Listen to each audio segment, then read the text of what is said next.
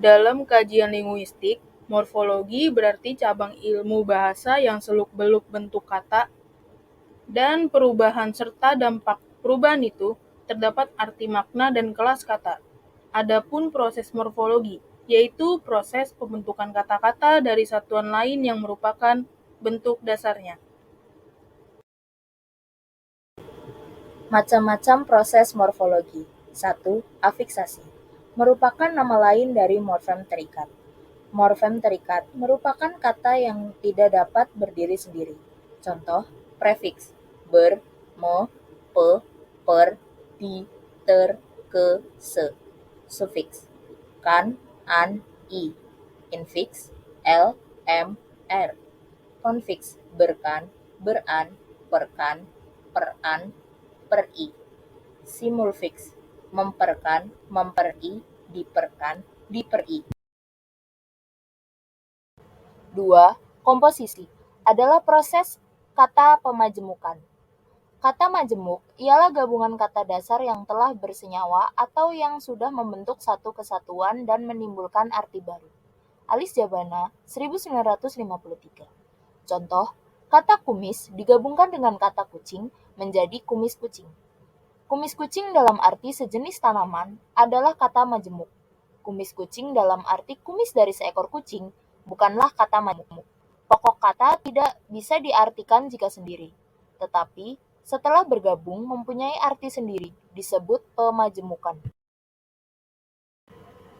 3. Pengulangan atau reduplikasi adalah pengulangan satuan gramatik baik seluruh maupun sebagian, baik variasi fonem maupun tidak. Hasil pengulangan itu merupakan kata ulang, sedangkan satuan yang diulang merupakan bentuk dasar. Misalnya, rumah-rumah dari bentuk dasar rumah.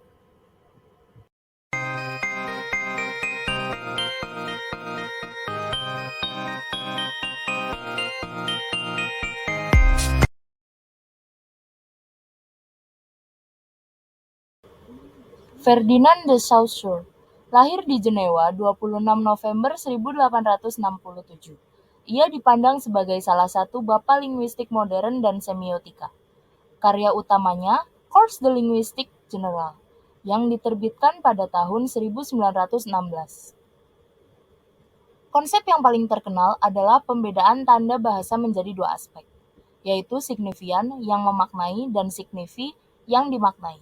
Ia berpendapat bahwa bahasa sebagai suatu sistem tanda yang mewujudkan ide, dapat dibagi menjadi dua unsur, language, bahasa, dan parole, ujaran.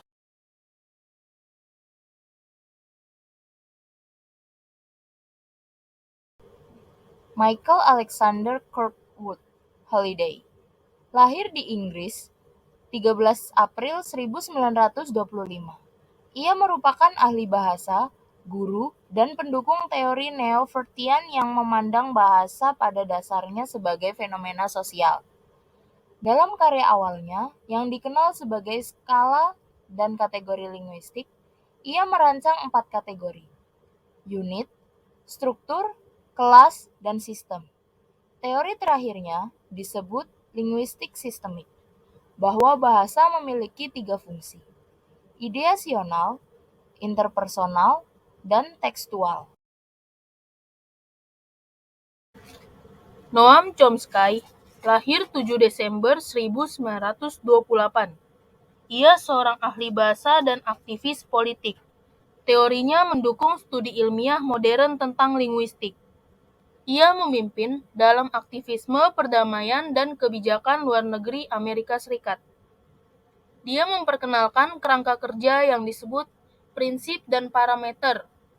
Prinsip-prinsipnya adalah fitur dasar secara universal ada dalam semua bahasa alami.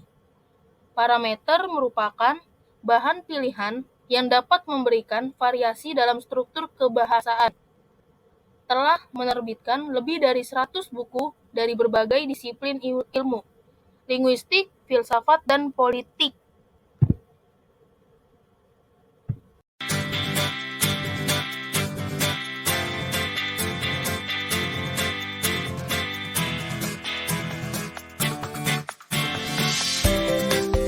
Willem Mathesius lahir 3 Agustus 1882. Dia adalah pendiri dan presiden Lingkaran Linguistik Praha pada tahun 1962, yang dikenal karena pengaruhnya pada linguistik struktural dan studi fonologisnya. John Rupert Ford, lahir 17 Juni 1890. Dia ahli bahasa Inggris yang mengkhususkan diri dalam teori kontekstual makna dan analisis prosodik. Dia adalah pencetus Sekolah Linguistik London. Louis James Leaf, lahir 3 Oktober 1899.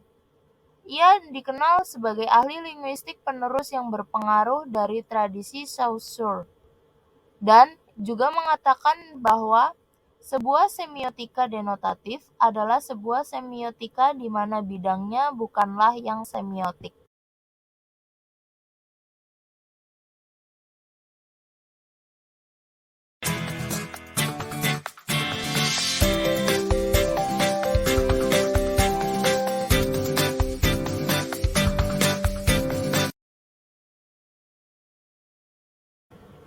Leonard Bloomfield, lahir 1 April 1887.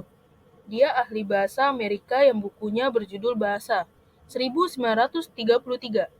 Adalah salah satu perawatan umum yang paling penting dari ilmu linguistik pada abad ke-20. Kenen Lipike, lahir 9 Juni 1912. Dia dikenal sebagai pelopor aliran takmemik yang diambil dari kata takmem, dan berpandangan bahwa satuan sintaksis adalah takmem. Charles G. Fillmore, lahir 9 Agustus 1929. Dia ahli bahasa Amerika, dikenal luas untuk mengembangkan tata bahasa kasus dan semantik pada 1960 sampai 1970-an. Tata bahasa konstruksi 1980 sampai 1990-an.